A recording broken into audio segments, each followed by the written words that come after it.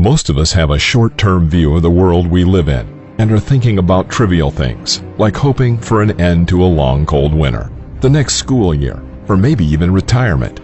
But these things are just a blink of an eye in cosmic terms. So let's think really big and look forward millions and trillions of years from now into the future. Every species that has ever lived on Earth is now extinct. And like all life on the planet Earth, our time will eventually come either from natural and man-made disasters, an asteroid strike, a worldwide pandemic, or global warming. Even a nearby supernova explosion could send the whole planet into a mass extinction event. But what if we stopped going backward and instead advanced to a point that we could harness the energy of a black hole and even live inside one? Keep watching to find out. If you're thinking about how long we have, someone has already thought of it. There is a calculation called the Doomsday Argument, which was developed in 1983 by an astrophysicist named Brandon Carter.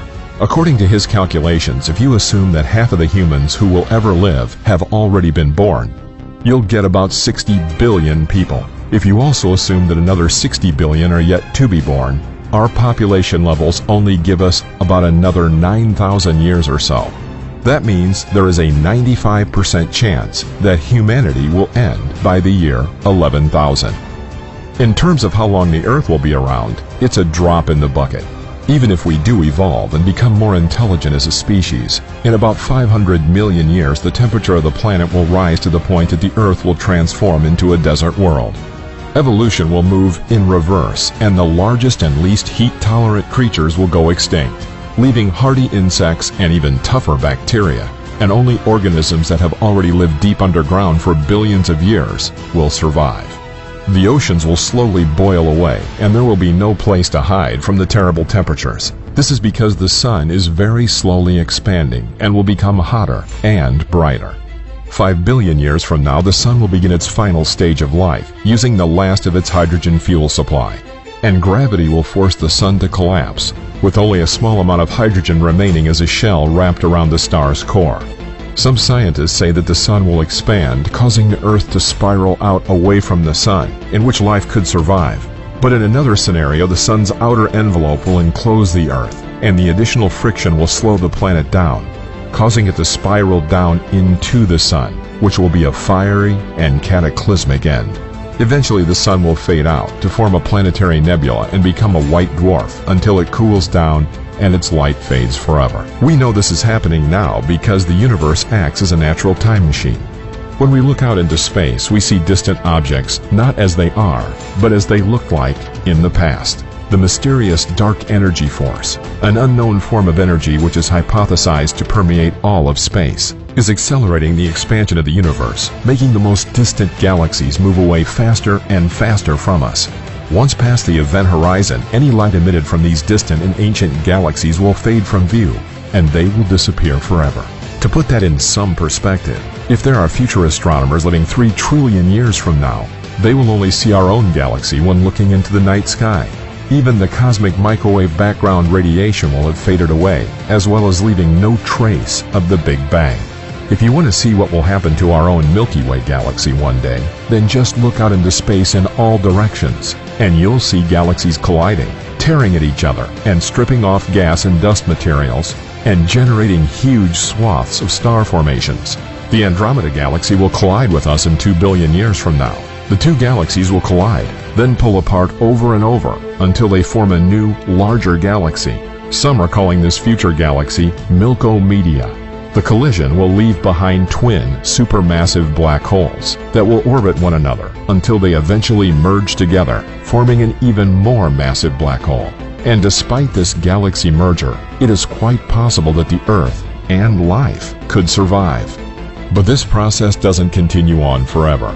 If we look out into deep space, we can already see older elliptical galaxies, which have already used up their free gas and dust, and instead of seeing bright and hot stars, we see aging red stars and white dwarfs that are cooling down. One day there will not be any newly forming stars, and the red dwarfs and the dimmest stars will turn into black dwarfs. The entire universe will go black, as if someone turned off the lights. If humans have survived, they will learn to adapt to the darkness and harness the last source of energy left, black holes.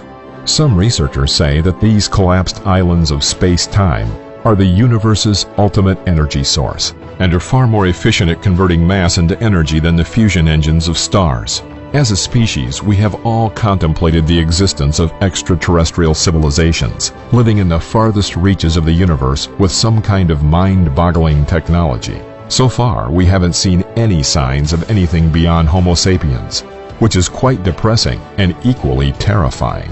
After all, if there were aliens, there would be some sign of their existence, right?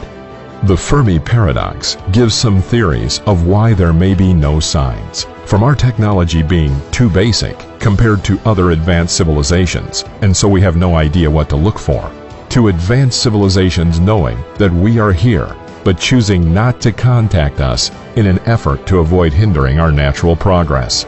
Now there is a new theory that makes these alternatives look lame in comparison.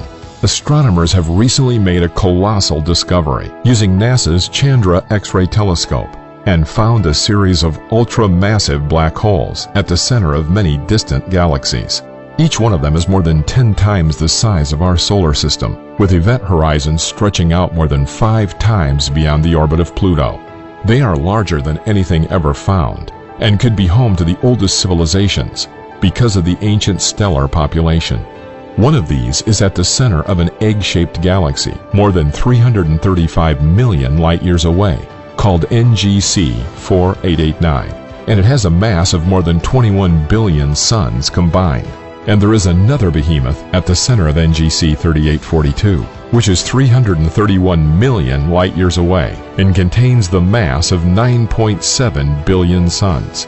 Compare that with our own Sagittarius A at the heart of the Milky Way, with only a mass of 4.1 million solar masses, and you get the idea.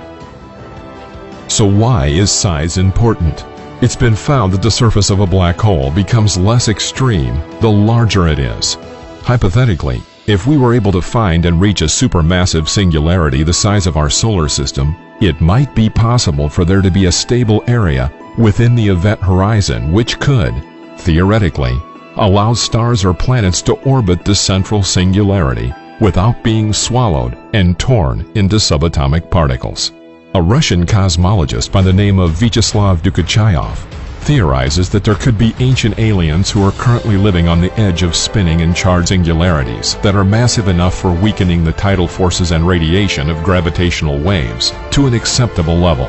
These have a special name and are called Reisner-Nordstrom black holes. So what kind of technology is required for this?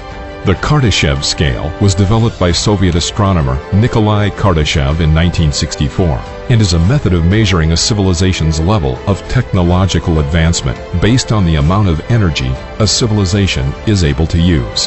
A Type 1 civilization, which is also called a planetary civilization, can use and store all of the energy available on its planet. Sadly, humans have yet to reach this point. A Type 2 civilization is called a stellar civilization. It can harness the total energy of its planet's parent star with the popular hypothetical concept of the Dyson sphere, which is a device that is built around the entire star to transfer its energy to the planet, such as a network of solar power satellites that would enclose a star completely and capture most or all of its energy output. Finally, there is a Type 3 civilization called the galactic civilization, which can control energy on the scale of its entire host galaxy, such as the ones that could be living on the edge of an ultra-massive black hole. It is possible that these advanced extraterrestrials could derive light and heat from the orbiting photons and energy from within the singularity itself. The most interesting thing about this theory is that such civilizations would be completely closed off to the rest of the universe beyond the event horizon, the same as we cannot see anything inside of it. It sounds like a really nice place to hide, albeit a very lonely one. But this could explain why we have not heard from any aliens yet. They are simply hiding right before our very eyes inside of ultramassive black holes, having lost their parent stars as an energy source. A super civilization may even attempt to artificially create a universe in the laboratory by black hole fabrication. The mind-blowing thing about this idea is that it might explain why the many constants in our universe are so precisely tuned for our existence. But even black holes won't be around forever, and were once thought to be like one-way streets, where matter goes in but never comes out. It was the late great astrophysicist Stephen Hawking who came up with the theory in 1974 that black holes evaporate by releasing a tiny amount of energy into space. This is known as Hawking radiation. When the last black hole evaporates, all that will remain in the universe are photons of radiation and elementary particles that escaped capture by the black holes. The temperature of the entire universe will reach a final temperature just above absolute zero.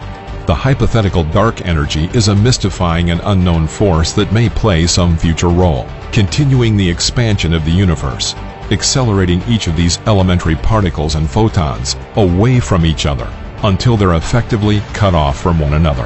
And this time there will be no gravity to bring them together again. And in the cold darkness, perhaps there will be another Big Bang, that the universe is cyclical and the whole process will start up again. But then again, perhaps it won't, and the bleak future of a cold and dead universe is all that awaits us. It might not sound like a happy ending, and it won't happen for trillions of years, but it's awe-inspiring to consider the long future ahead. It helps us appreciate the age we live in today. We hope you enjoyed this video. Let us know what you think in the comments. And if you like the video, then click subscribe and turn on notifications, and you'll be the first to know when a new video comes out. Thanks for watching, and we'll see you next time.